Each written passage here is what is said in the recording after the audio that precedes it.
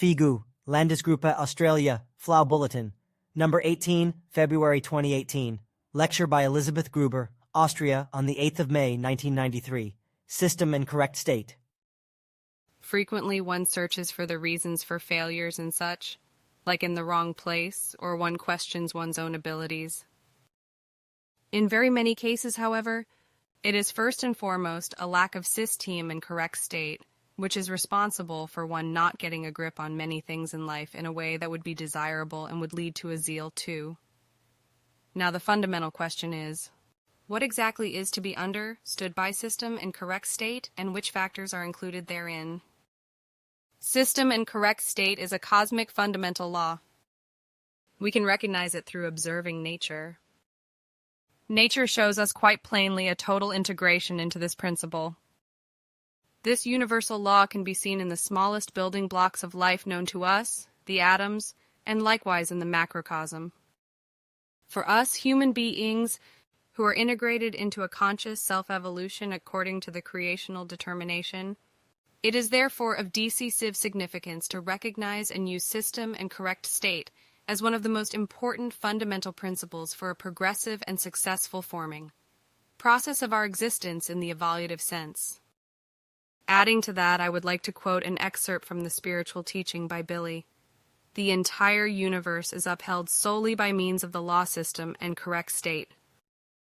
In this law of system and correct state, the absolute universal love is anchored, which must be worked for by every life form. If the human being wants to be healthy, happy, and successful in his or her material life, then in every form he or she has to align his or her daily life precisely according to the same law of system and correct state, and follow it. Now, what is required of us in the material realm of life through the learning of system and correct state? For this law to become effective in daily life, many factors play a decisive, to which I count among others the learning and keeping of reliability, conscientiousness, punctuality, exactness, accuracy, exactness, discipline, correctness, being aware, conscious of one's obligations, and orderliness. Likewise, I count among them learning to set up a precise work plan and arrangement, because all projects are carried out more efficiently when preceded by thorough planning.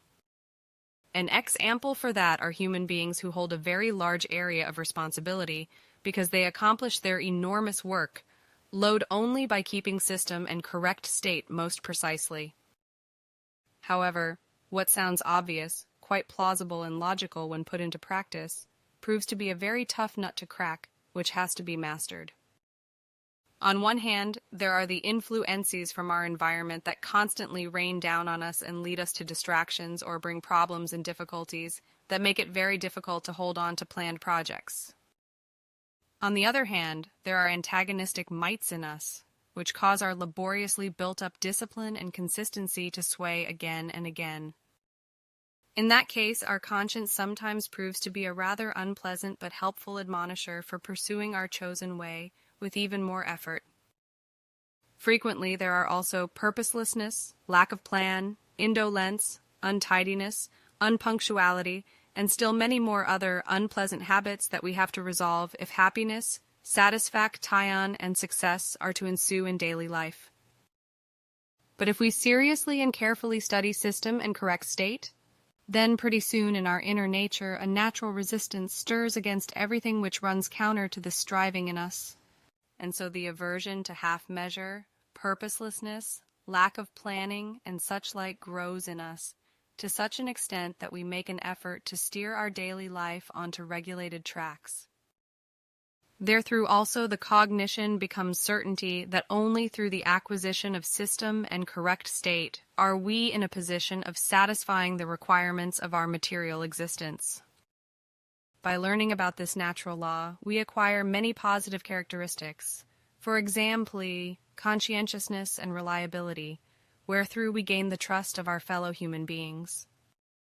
From that, it also becomes evident that the use of system and correct state in everyday life exerts a significant positive influence on the forming process of the psyche, the equalizedness of which is the fundamental precondition for the learning of spiritual evolutive concerns.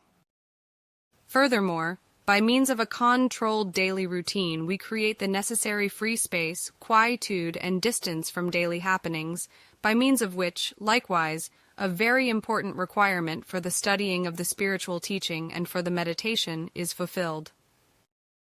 This is because, especially with the learning and using of spiritual evolutive abilities, it is of decisive significance that from the very beginning we concern ourselves with system and correct state, so that we can achieve valuable cognitions and successes.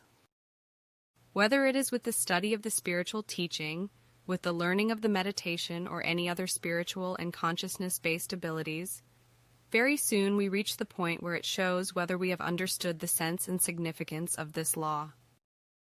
First and foremost, any prospect of success in all progress depends on the consistency, discipline, overcoming oneself, being tough with oneself and such, like which we summon up for setting our spiritual Ziel. Included with that, among other things, is a firm plan of study that is consistently and unfailingly adhered to, the regular practice of the meditations as well as practicing what is learnt in everyday life. If we lack the cognition of the enormous importance of system and correct state and its unavoidable learning and usage, then we are also not capable of developing the power that enables us to pursue the spiritual evolutive way with the necessary prospect of success. On one hand, we need this power to stop the already maintained influences of all kinds that constantly come to us from our environment, and on the other hand, to be able to resist those likewise mentioned antagonistic mights in ourselves. To be able to follow the call of our determination as a human being in the necessary measure, we have to fight a tough bat. Play, especially in today's problem-laden world, which, however, is worthwhile in any case, in order to achieve inner peace, happiness, and satisfaction thereby.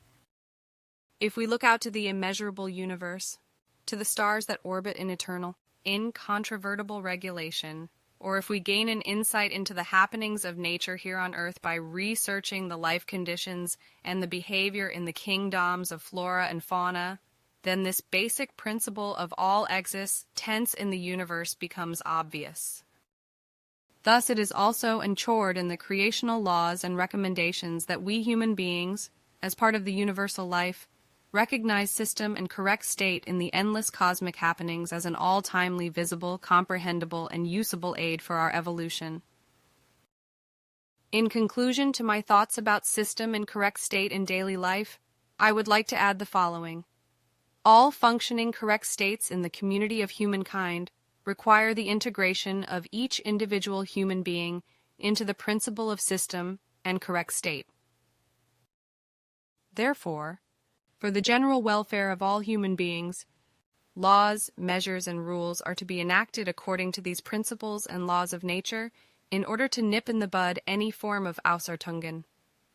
When Ausartung is spoken of, no degeneration, that is to say, no disintegration of the genes, is meant.